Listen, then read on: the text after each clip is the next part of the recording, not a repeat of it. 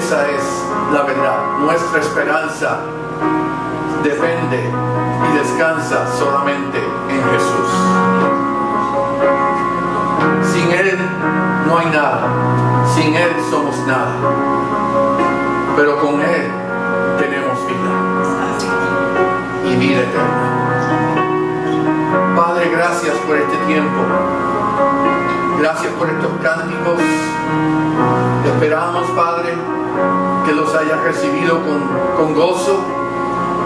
Te los dedicamos a ti para glorificarte, para exaltarte, Padre, para alabarte y para demostrar nuestro agradecimiento, Dios mío. Bendícenos, Padre, te pedimos ahora. Que tu Espíritu Santo reine en este momento. Que tu Espíritu Santo nos derrame, Padre, con misericordia, con paciencia, con entendimiento, con todo lo que necesitamos, Padre, para poder tener comunión contigo. Bendice este tiempo, Padre, porque te lo queremos dedicar a ti, honrarte a ti, glorificarte a ti. Solamente tú mereces toda honra y toda gloria. Y humildemente pedimos que nos perdones, Padre, porque sabemos que hemos fallado a través de la semana, que hemos pecado, que te hemos ofendido, quizás ofendido a otros. Y pedimos, Padre, que nos perdones y nos limpies una vez más. Y que todo lo que se vaya a hacer y se haya hecho sea para honra y gloria tuya. En el nombre, en el santo nombre, en el único nombre que podemos pedir, en nombre de tu Hijo Jesucristo. Y el pueblo de Dios dijo: amén. Amén. Pueden tomar asiento.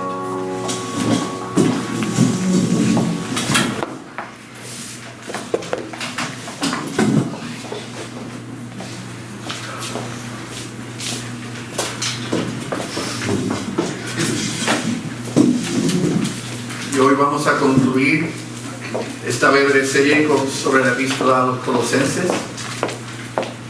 Creo que ha sido una serie muy edificante y beneficiosa. En pocas páginas el apóstol Pablo nos ha dado grandes enseñanzas. La semana pasada hablamos acerca de cómo desarrollar y mantener una mentalidad celestial. Y el enfoque fue en cómo dirigir nuestra mente hacia el reino celestial mientras disminuimos nuestra dependencia y deseo de este mundo, entendiendo quiénes éramos, quiénes somos y quiénes vamos a ser en Cristo.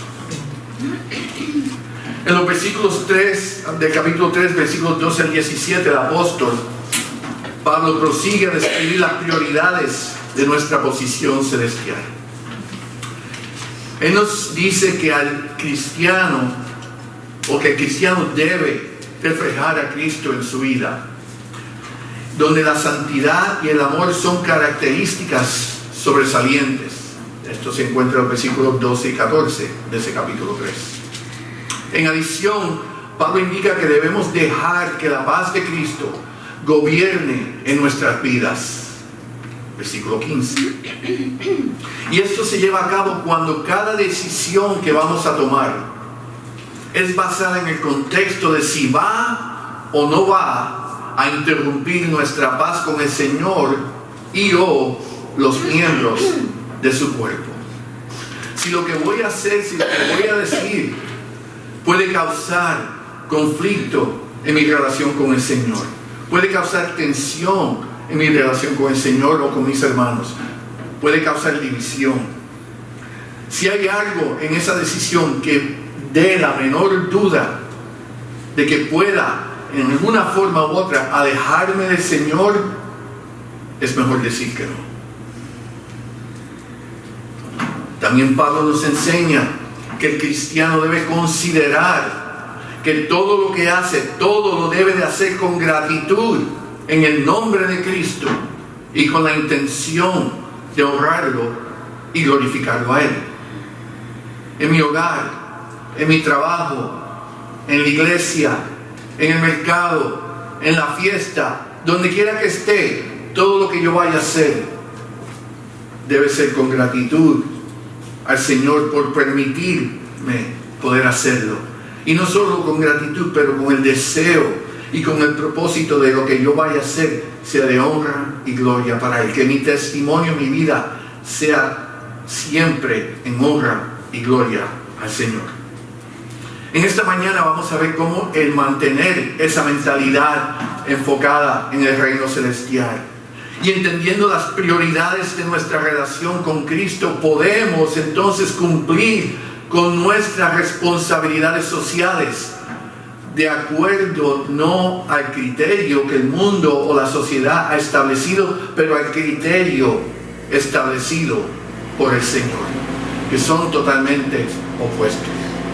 Y con eso les pido que vayan conmigo al texto de esta mañana, que se encuentra obviamente en la carta a los Colosenses, en ese capítulo 3, comenzando en el versículo 18 al 25 y concluyendo con el capítulo 4, versículo 1.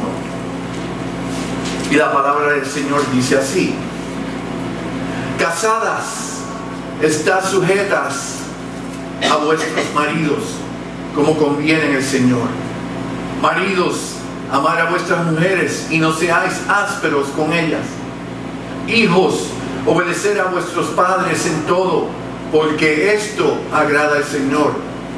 Padres, no exasperéis a vuestros hijos para que no se desalienten.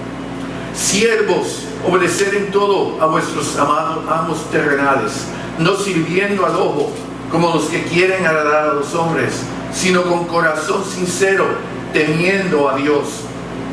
Y todo lo que hagáis, hacedlo de corazón, como para el Señor y no para los hombres, sabiendo que del Señor recibiréis la recompensa de la herencia, porque a Cristo el Señor servís.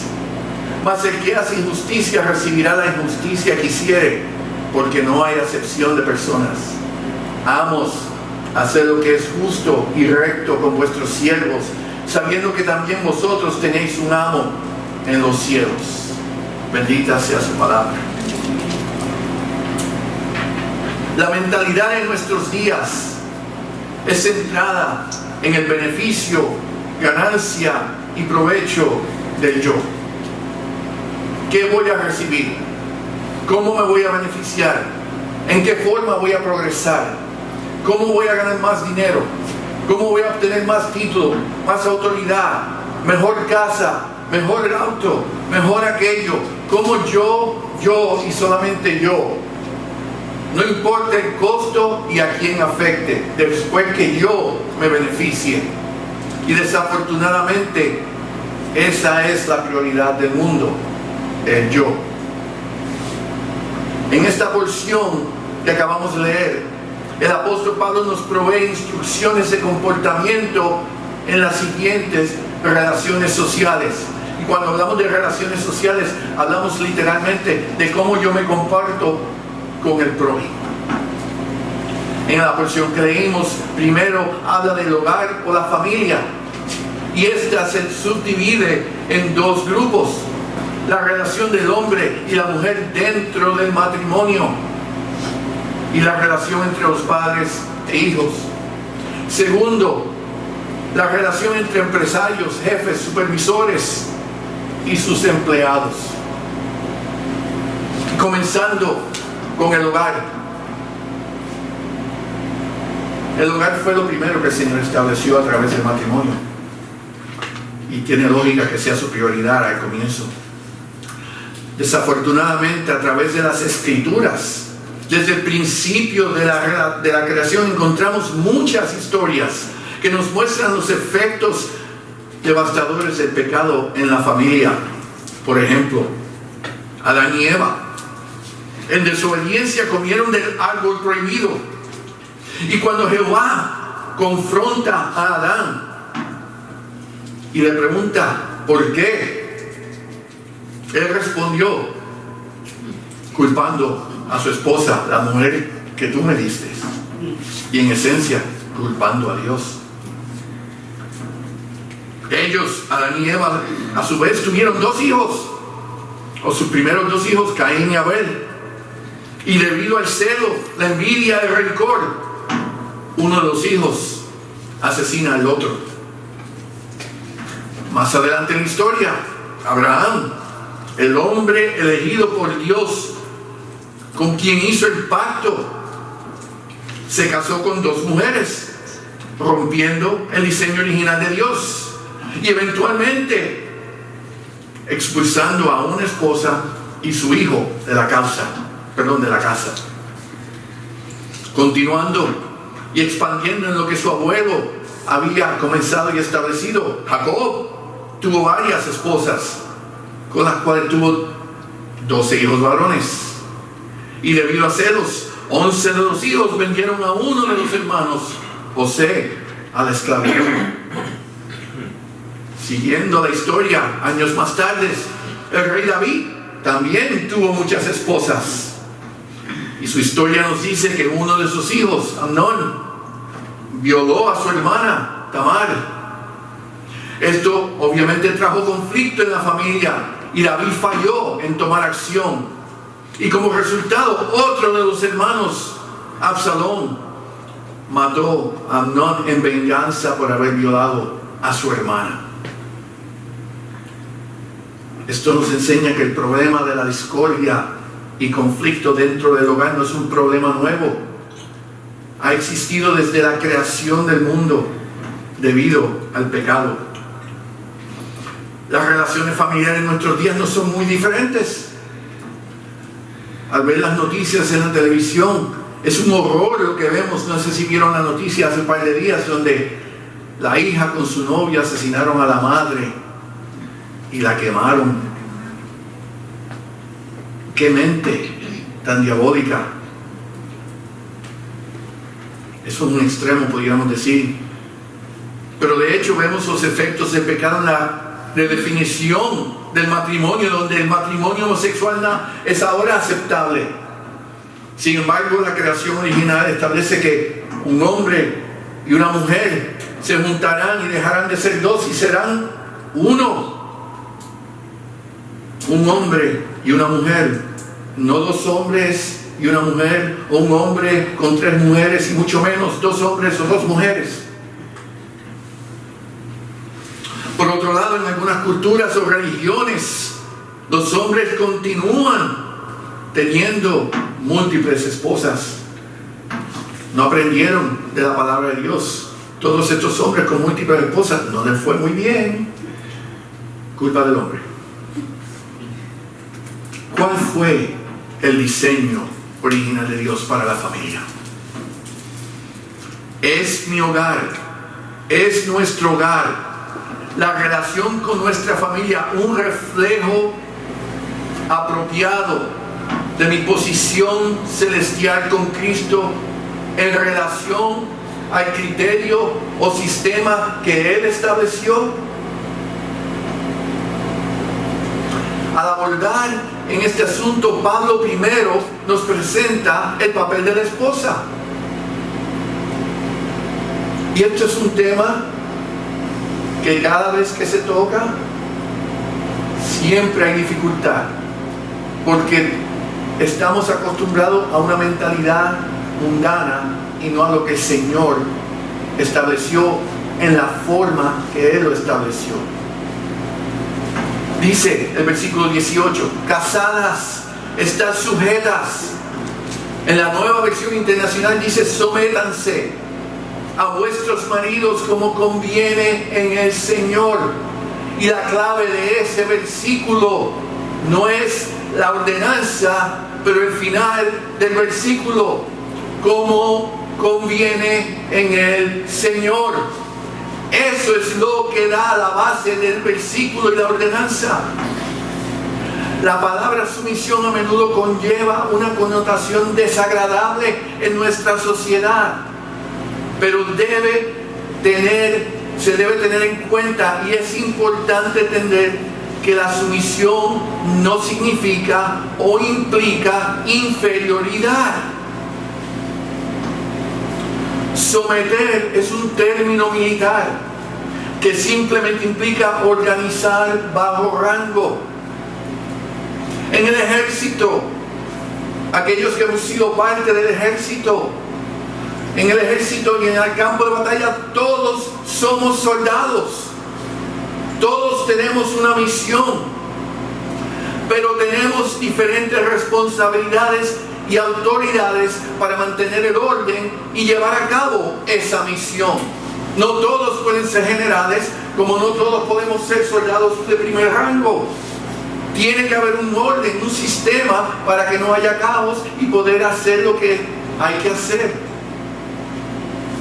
Dentro de ese contexto, la sumisión en ninguna manera implica que la esposa es inferior al esposo, ya que las Escrituras claramente proclaman la igualdad de todos en Cristo. Gálatas 3:28, la palabra dice: ya no hay judío ni griego, no hay esclavo ni libre, no hay varón ni mujer, porque todos vosotros sois uno en Cristo Jesús. Claramente establece la igualdad de todos en Cristo. Tenemos igualdad en Cristo. Sin embargo, nuestra igualdad y unidad en Cristo no elimina nuestros roles o responsabilidades dentro del diseño que Él ha establecido. Aún dentro de la iglesia, somos todos iguales en los ojos del Señor. Hemos sido todos redimidos a través de la sangre de Cristo. Tenemos todos salvación por el sacrificio que Él hizo. No porque nada o alguien ha hecho algo especial, lo cual le ha concedido esto. Es todo en Cristo. Pero con diferentes funciones o responsabilidades bajo la dirección de Cristo para cumplir con su plan u obra. Efesios 5, versículo 23 nos dice que Cristo es la cabeza de la iglesia. Y en esa misma carta, en el capítulo 4, versículos 11 y 12, también nos dice que aunque Él es la cabeza, aunque todos estamos sometidos a Él como cabeza, Él ha establecido ciertos ministerios para poder llevar a cabo la obra. Fíjense lo que dice el versículo 11. Y Él mismo constituyó a unos apóstoles, a otros profetas, a otros evangelistas, a otros pastores y maestros. Versículo 12. Con el propósito, a fin de perfeccionar a los santos para la obra del ministerio, para la edificación del cuerpo de Cristo. El propósito máximo es ¿cuál? La edificación del cuerpo de Cristo. Por eso es que tienen que haber pastores, tienen que haber profetas, tienen que haber apóstoles, tienen que haber de todo tipo de funciones y ministerios para el propósito máximo: perfeccionar el cuerpo de Cristo. ¿Quiere decir eso que el maestro es mayor que el estudiante o que el apóstol es mayor que el maestro? No, en los ojos del Señor somos todos iguales. Sí tenemos responsabilidades y sí tenemos autoridades. Pablo dijo: en la autoridad que se me ha dado a mí como apóstol, él tenía autoridad sobre la iglesia. Él no era mayor que nadie en la iglesia en los ojos del Señor. Él tenía una responsabilidad cual llevar a cabo, lo cual se le concedió en el nombre de Cristo. De igual forma nosotros. Entonces, ¿cómo explicamos y aplicamos el concepto de sometimiento de la mujer en el matrimonio?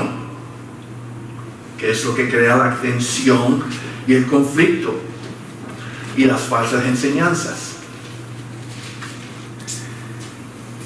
El apóstol Pablo, en su primera carta a los Corintios, nos provee más claridad acerca de este tema. En el capítulo 11, versículo 3, leemos: pero quiero que sepáis que la cabeza de todo hombre es Cristo, y la cabeza de la mujer es el hombre, y la cabeza de Cristo es Dios. En este pasaje vemos el concepto de sometimiento comenzado con la pluralidad del Dios Trinitario, donde el Hijo se somete en obediencia al Padre. Dice el pasaje que Dios es la cabeza de Cristo, aunque ambos son iguales, son uno mismo. El Señor, dentro de su soberanía y supremacía y de lo que Él es como persona en la Trinidad, establece el ejemplo mayor para nosotros entender lo que significa el sometimiento. Y es uno de los aspectos más hermosos. El sometimiento de Cristo hacia el Padre. Dios Padre no obliga a su Hijo a someterse a Él. Por el contrario, la sumisión y la autoridad suceden en el contexto del amor de Dios Padre hacia el Hijo y viceversa.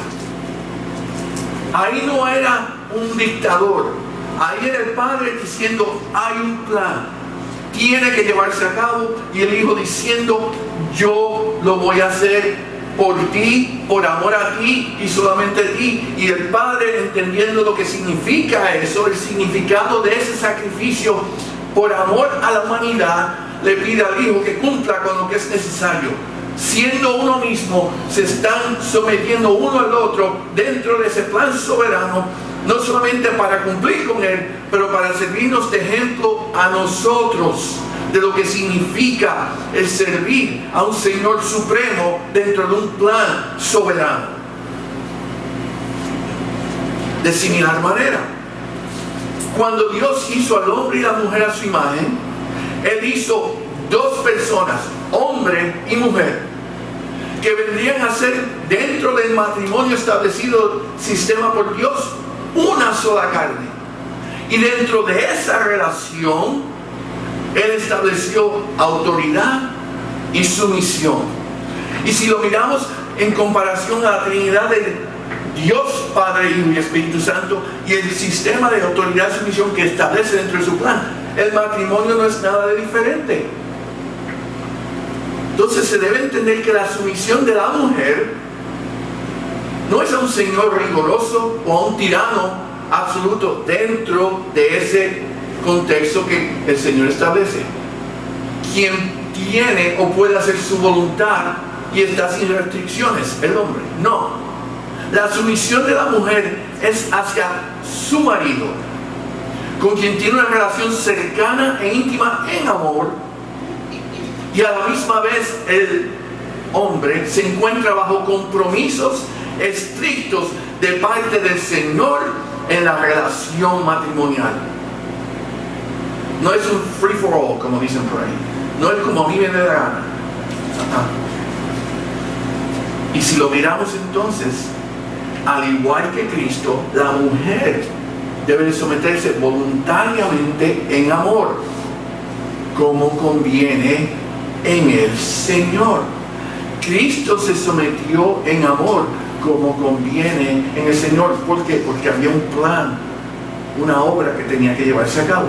Y si entonces entendemos la ordenanza de la mujer en su sometimiento al marido está imitando a Cristo. Y qué mejor complemento a una mujer que decirle: estás comportando similar o en la forma que Cristo espera. Eso es una alabanza hacia la mujer, aquella que lo hace, y lo hace en la actitud correcta, no obligada, no porque tengo, pero porque quiero, en amor, no solamente a mi esposo, pero primordialmente a mi Dios. Y ahí cambia completamente la actitud y la perspectiva de lo que esa ordenanza está implicando hacia la mujer. Y esto nos lleva al papel de los esposos, quienes son instruidos continuando: maridos, amar a vuestras mujeres, a vuestras esposas, y no seáis ásperos con ellas. Y por favor entiendan que cuando dice amar a vuestras mujeres, no es que tengan más de una, como hicieron muchos y como siguen haciendo.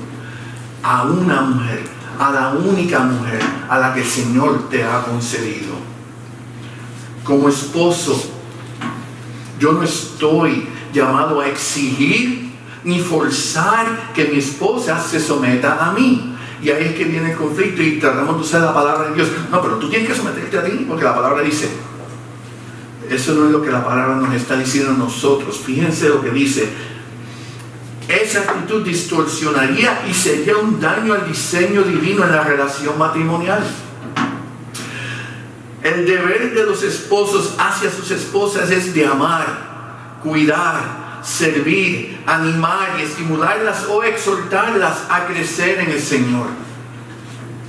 Mi responsabilidad hacia mi esposa es de hacer todo lo posible para que ella, ante los ojos del Señor, sea santa y pura. Y si entendemos lo que eso significa, es un gran sacrificio requerido de parte nuestra, los esposos. Debemos amarlas con ternura y afecto fiel, como Cristo amó a la iglesia que se entregó por ella. El hombre no debe tener tampoco expectativas irreales acerca de la mujer con la que se va a casar o se ha casado. Cristo amó a la iglesia y murió por ella sabiendo que era pecadora y desobediente. Cuando Él en la cruz dice, perdónalos porque no saben lo que hacen, Él no solamente estaba hablando del mundo, Él estaba hablando de todos. Y Él es la cabeza de la iglesia, aún sabiendo qué tan rebelde, qué tan desobedientes somos diariamente. Y se entregó por ella. Aún conociendo sus faltas, dio su vida por ella a pesar. Su amor no era ficticio, su amor era real y sincero. Y esa es la manera en la cual el marido es instruido a amar a su esposa, entendiendo que ella no es perfecta. Tú no, Laura, tú eres perfecta. No obstante, amarla con un amor sacrificial, sincero, honesto, determinado y real. No amarla solamente cuando hace una buena comida, no amarla cuando demuestra cariño, no amarla cuando me trata bien. Amarla cuando no se siente bien, amarla cuando la he ofendido, amarla cuando está molesta porque ha tenido un día difícil con los hijos o con los nietos, amarla simplemente porque es mi mujer, en la forma que Cristo ama a su iglesia. Ahora, un punto que es importante notar, que esta instrucción era contraria a la cultura de la época cuando Pablo la trae. Por ejemplo, según la ley judía, una mujer era un objeto, la posesión de su marido, en igualdad a su casa, sus rebaños o sus bienes materiales. En otras palabras, la mujer era igual a mi ropa, a mi zapato, a mi correa, a lo que yo tuviera. Igual, quizás tenía más valor por esto que por la misma mujer. Ella no tenía derechos legales. Pero no concluye ahí. En la sociedad griega de ese tiempo, una mujer respetable vivía una vida totalmente aislada. Nunca aparecía sola en las calles, ni siquiera para ir de compras. ¿Tú quieres salir? Te mando con uno de los esclavos, con uno de mis siervos, y si a lo mejor me interesa voy contigo, pero tú fuera de eso, en la casa, y no que nadie te vea. La posición de la mujer en esa época era ninguna, sin ningún valor en todo sentido de la palabra. Y Pablo le dice al hombre, tú tienes que amarla como Cristo amó a la iglesia. Lo que esto significa es que la instrucción de Pablo a los esposos primero no iba a ser bienvenida, porque requería un cambio de actitud de parte del hombre.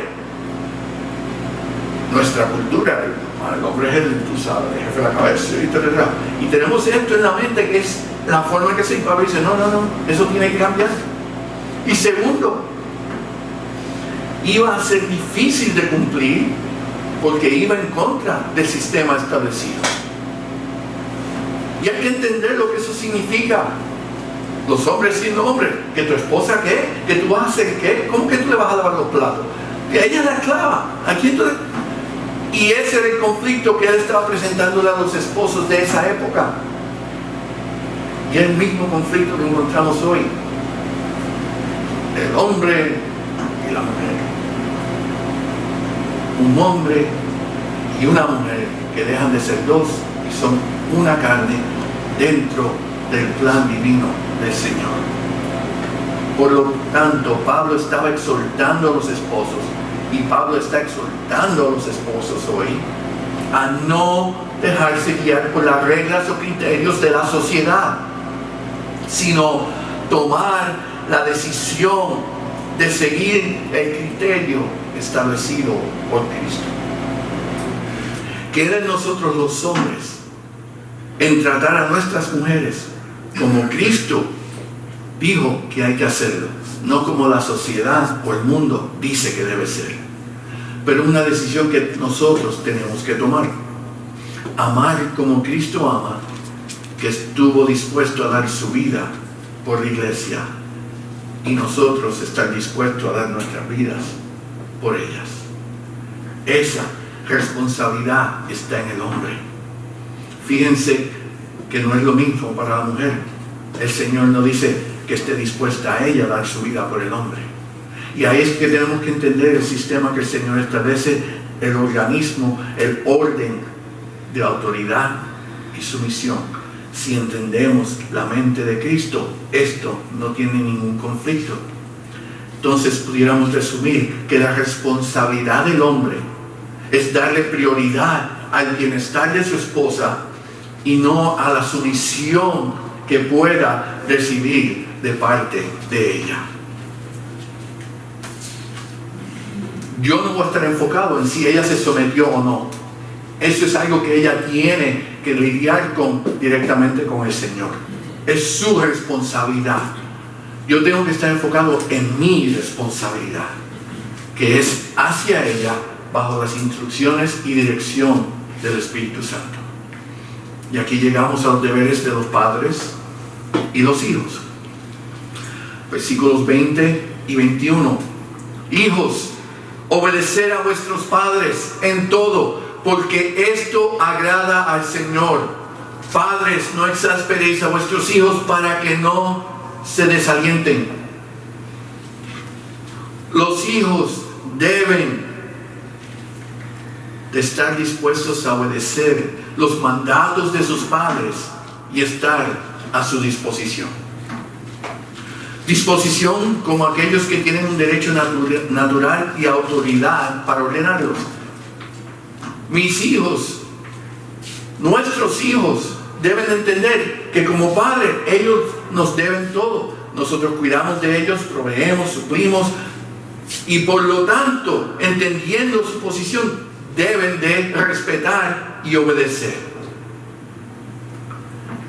Ahora, hay que aclarar algo que hoy por hoy, ya los 18 que se vayan para la calle, no.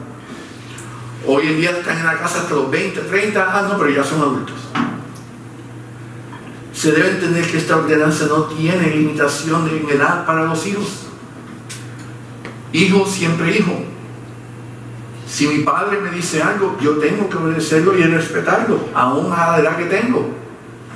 Entendiendo dentro del contexto de algo legal, dentro de la palabra del Señor.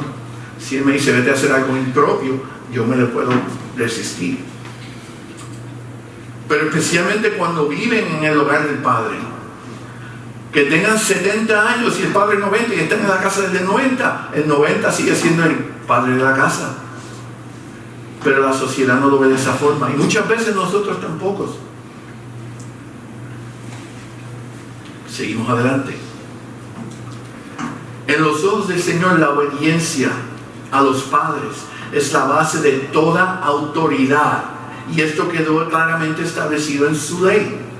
Debido a eso, la más mínima desobediencia era castigada estrictamente bajo la ley. Este tema es de gran importancia porque conlleva un significado mucho más. No es solamente el respeto a los padres, pero lo que significa en cuanto al comportamiento en la sociedad. Levítico 29. Todo hombre que maldijere a su padre o a su madre, de cierto morirá. A su padre o a su madre maldijo, su sangre será sobre él. Proverbios 30:17. El ojo que escarnece a su padre y menosprecia la enseñanza de la madre, los cuervos de la cañada lo saquen y lo devoren los hijos del águila. Esto es algo serio para el Señor. Ahora podemos dar gracias a Dios que ya no estamos bajo el antiguo pacto, porque las veces que hemos desobedecido a nuestros padres, entonces no estaríamos aquí para contarlo hoy. Pero los principios establecidos en esta ley, en esta enseñanza, todavía son aplicables. Cuando la relación entre el niño y el padre se rompe, es perjudicial no solo dentro del hogar, como mencioné, sino también para el resto de la sociedad, ya que la base de respeto a la autoridad se deteriora y se pierde. Cuando un hijo no respeta a su padre, ¿cómo va a respetar a alguien más? Cuando los padres no disciplinan al hijo para que aprenda, no le están dando o demostrando amor, lo están haciéndole un daño. Y por eso es que esto es importante para el Señor. Por lo tanto, la obediencia del niño a los padres debe ser altamente enseñada y aplicada. Por otro lado, los padres no debemos permitir que nuestra autoridad sobre los hijos se ejerce con rigor y severidad, sino con amor y gentileza. Y tiene que haber un balance. Tiene que existir un balance. La autoridad, esposo, padre, jefe, madre, el que sea, no da derecho al abuso.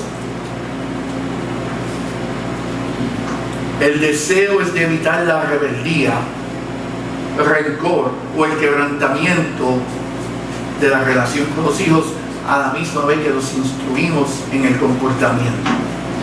El mal genio y el ejemplo de padres imprudentes a menudo se convierte en un gran obstáculo en su relación con sus hijos y un obstáculo en su futuro. Cuando el padre maltrata o abusa, el hijo rechaza e ignora. Lo resiste, automáticamente establece una pared, una muralla. Sí, tiene que oír, tiene que hacer porque es obligado, es maltratado, pero no quiere decir que lo acepta ni lo va a continuar. Hay que haber un balance. Tenemos que controlar nuestro temperamento, nuestra ira, nuestra emoción, porque a veces reaccionamos en vez de, en el nombre de Cristo, controlar, no permitir que la emoción controle, especialmente cuando vamos a disciplinar. Ahora, que quede claro que esto no implica que no debemos disciplinar, como muchos hacen. Ay, no, ¿por qué no? Nuestros hijos es necesario, ellos necesitan, y si de verdad los amamos, entonces debemos de disciplinar. La palabra de Dios nos dice que el Señor disciplina a los que ama. Proverbios 3:11 y 12. No menosprecies, hijo mío, el castigo de Jehová, ni te fatigues de su corrección, porque Jehová al que ama castiga, como el padre al hijo a quien quiere. Y fíjense qué tan significante es ese versículo. Jehová al que ama castiga. Entonces, si verdaderamente queremos que el Señor demuestre su amor en nosotros, que nos castigue, porque somos pecadores. Ay, no, pero es que yo no quiero, pero soy pecador. ¿No quiere que te castigue? Entonces compórtate bien. Pero el mensaje es este: si el Señor no le importara, si el Señor no nos amara, ¿para qué va a perder el tiempo en disciplinarnos? De igual forma el Padre. Si yo no quiero que mi hijo sea una carga para alguien, sea de ofensa para alguien, ahora o en el futuro, enséñele a cómo comportarse. Es un daño el dejar de disciplinar a los niños en amor, porque no los estamos educando y guiando, no en los caminos de la sociedad, en los caminos del Señor. Lo que estamos haciendo, si lo hacemos en la forma correcta, es para educar al niño en los caminos de Dios. Y aquí llegamos a los empresarios, los jefes, los supervisores, el título que le queramos dar, y sus empleados, sus siervos. Versículos 22 del capítulo 3 y el versículo 1 del capítulo 4. Siervos, obedecer en todo vuestros amos terrenales, no sirviendo al ojo como los que quieren agradar a los hombres, sino con corazón sincero, temiendo a Dios. Amos, haced lo que es justo y recto con vuestros siervos, sabiendo que también vosotros tenéis un amo en los cielos.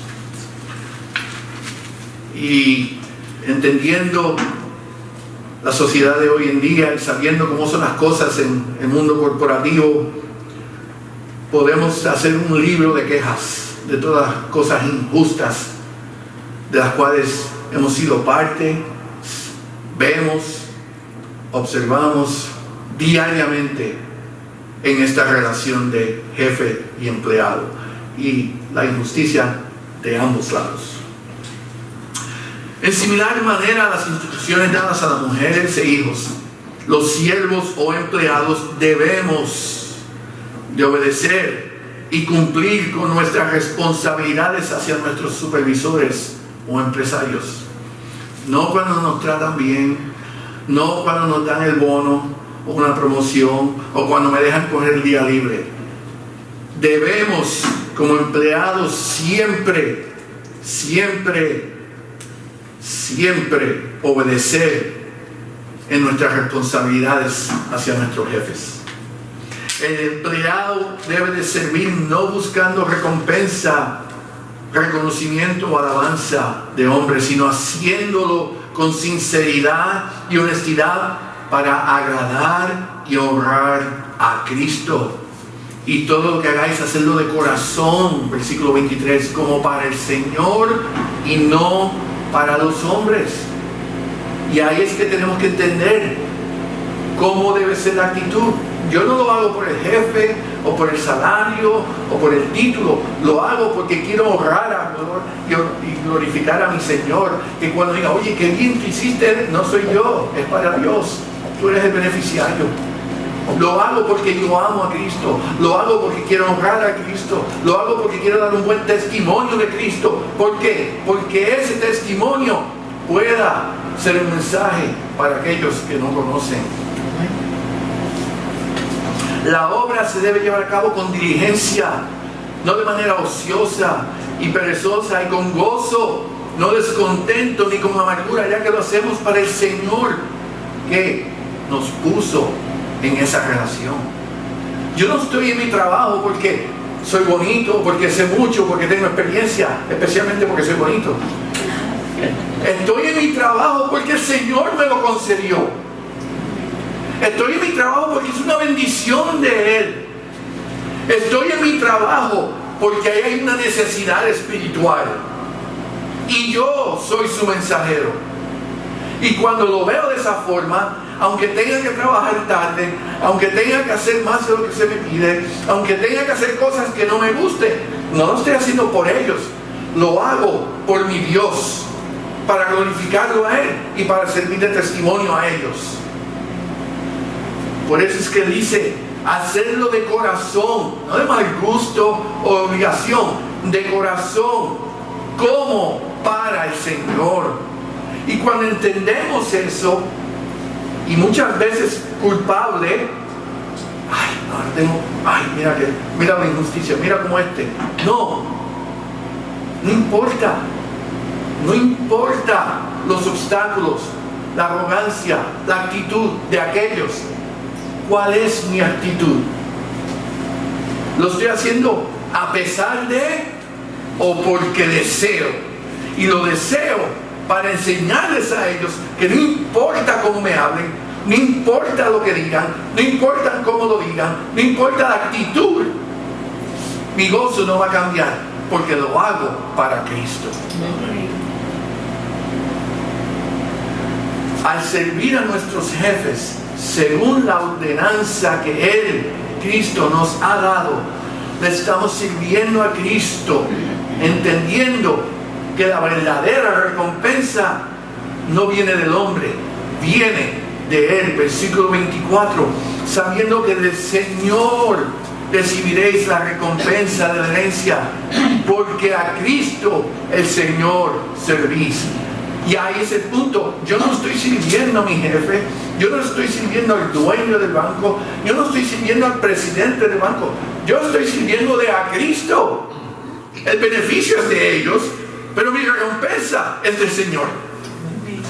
Y cuando yo pongo la actitud correcta y establezco, ok, espérate, si no me voy a ganar un bono, pero ¿qué importa?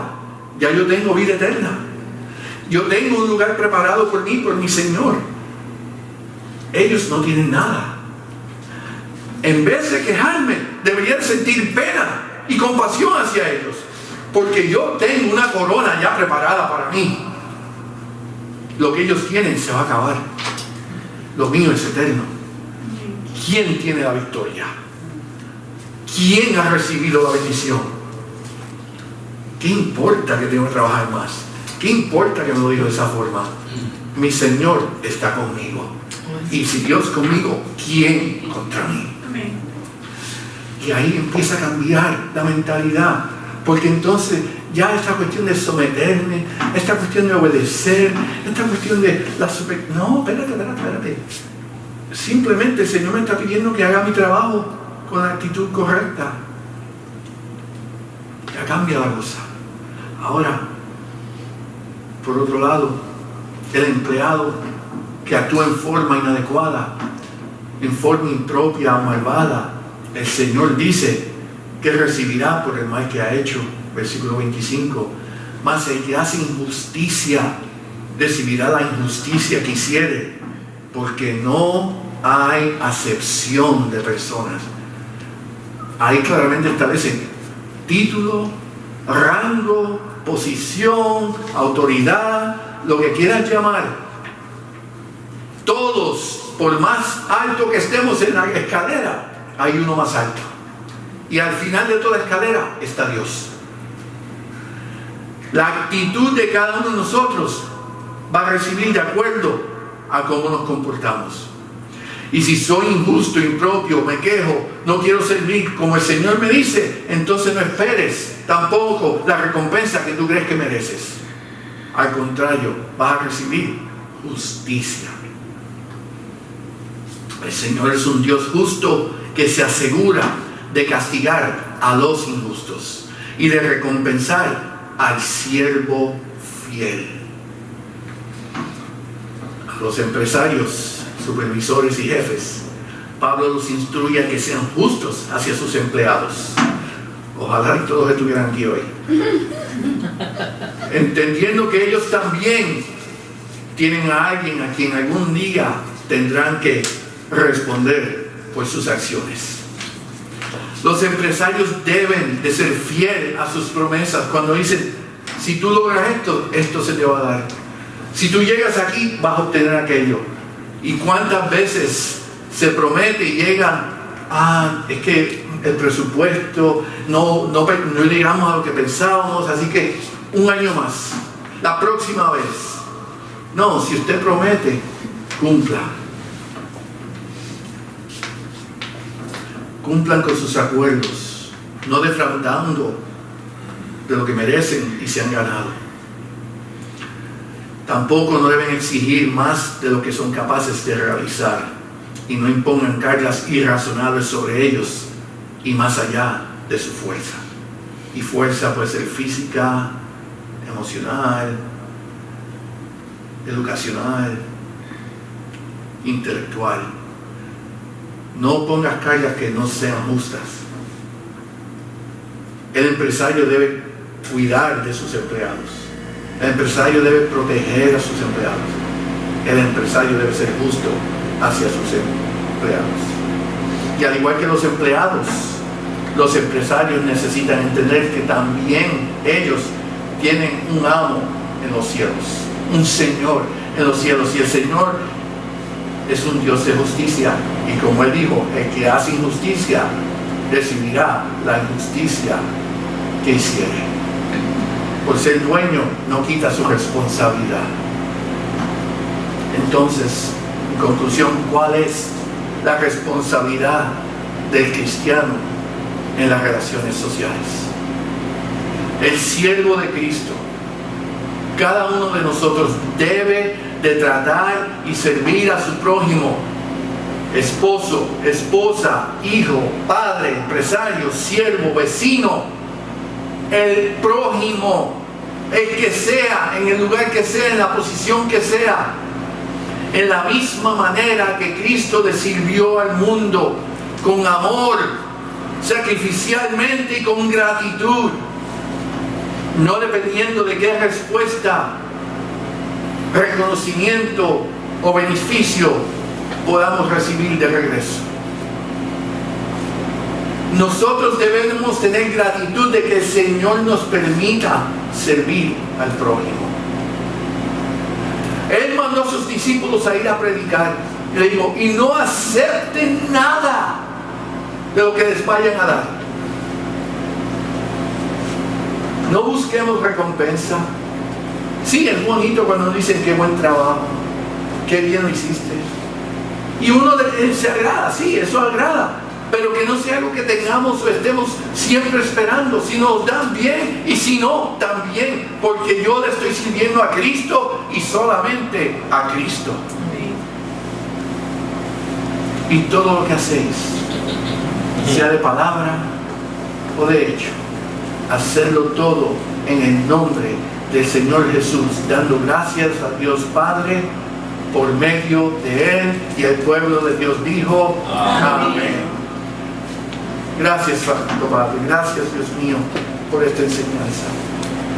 Gracias, Padre, por proveer esta información que tan necesaria es para nuestras vidas, para educarnos en la forma de cómo comportarnos en la sociedad, en nuestros hogares, cómo vivir una vida que te agrade a ti y que sea de edificación para otros, cómo vivir una vida que represente lo que tú eres en nosotros y que sirva de testimonio para aquellos que no te conocen. Padre, que podamos ser ejemplos vivos de lo que es ser un hijo de Dios. Úsanos, Dios mío, en el hogar, en el trabajo, en las escuelas, donde quiera que estemos.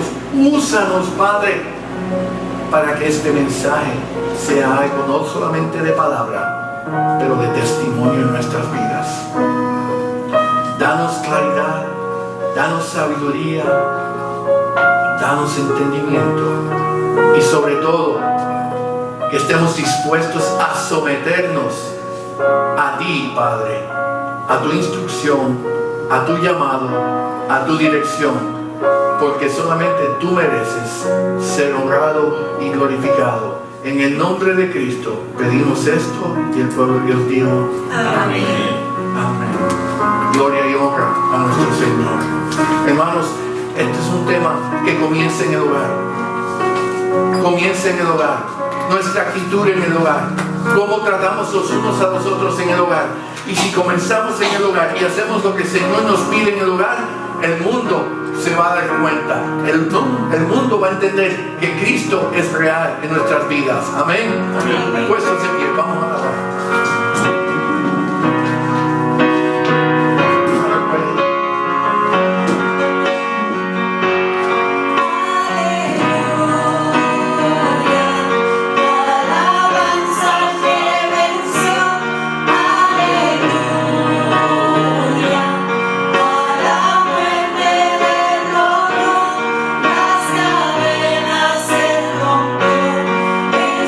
Nombre hay salvación.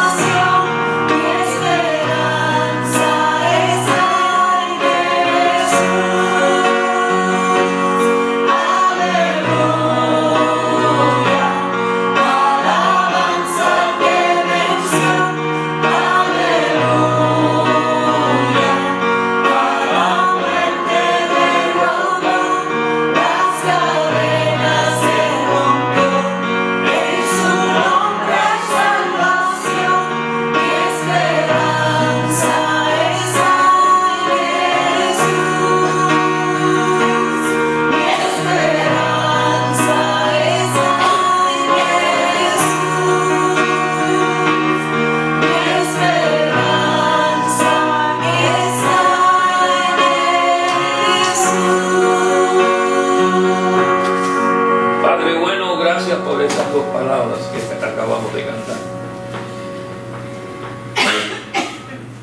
Que las cadenas fueron rotas y que hay redención a través de tu Hijo Jesucristo en la cruz. Gracias por este día. Nos has permitido venir acá.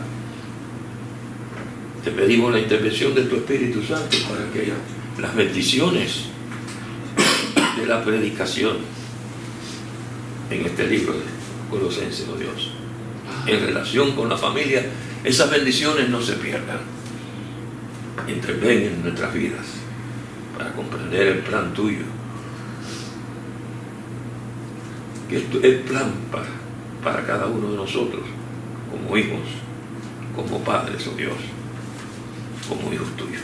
Te alabamos, te bendecimos y ahora te pedimos, oh Dios, sentir la bendición y sentir que tu Espíritu Santo nos va a ayudar en que no perdamos esta bendición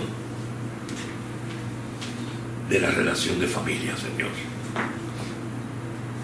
Bendito seas. Danos tu bendición.